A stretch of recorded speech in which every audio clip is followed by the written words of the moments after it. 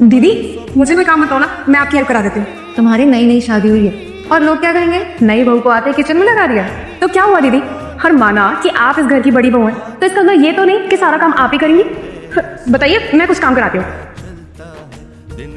बेटा ये सब्जी देखो ऐसी ही पड़ी है, इसको ढक तो दिया करो कम से कम, और ये चिमनी बंद कर दिया करो जब काम हो जाए तो, बिल बहुत आता है। पापा जी आप चिंता मत करो, मैं आगे से ध्यान रखूंगी। ठीक है बेटा।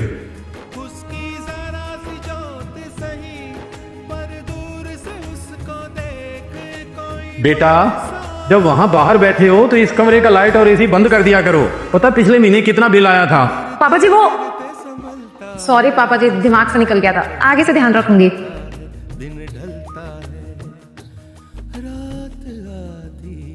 दीदी ये रात की बची हुई रोटियां फेंक दूं? हाँ वो पर बेटे रोटियां बढ़ाया ही उतनी करो ना जितनी खाई जा सके, इतनी फालतू क्यों बनाते हो कि फेंकनी पड़ती हैं। लेकिन पापा वो सॉरी पापा जी, वो गुरप्रीत की रोटी बच गई थी, उसने नहीं खाई थी, आगे से ध्यान रखेंगे। ठीक है आगे से ध्यान रखना। क्या हुआ हर्षिता, तुम अचानक से बाहर से अंदर क्यों आ गई गुस्से में? दीदी आपको नहीं लगता कि पापा जी कुछ ज्यादा ही टोकते हैं?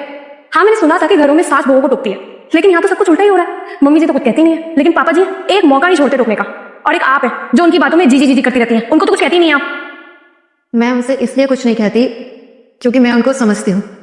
मुझे पता है कि तुम्हें पापा जी की बात का बुरा लगता है, लेकिन पापा जी दिल के बुरे नहीं है। तुम्हें पता है, खास तुम्हारी जगह ना मैं खुद को देख रही।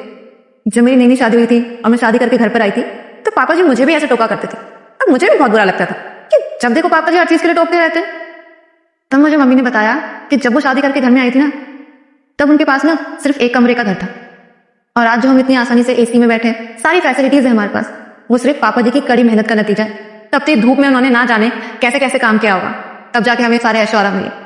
हाँ पापा जी हमें इसलिए टोकते हैं कि हम चीजों की कदर करें, क्योंकि हमें सारी चीजें आसानी से मिल गई है ना। और कहते हैं ना, जब कोई चीज आसानी से मिल जाए ना तो हमें उन चीजों की कदर नहीं होती। बस पापा जी इसलिए समझाते क्योंकि पापा जी को इन चीजों की कदर है।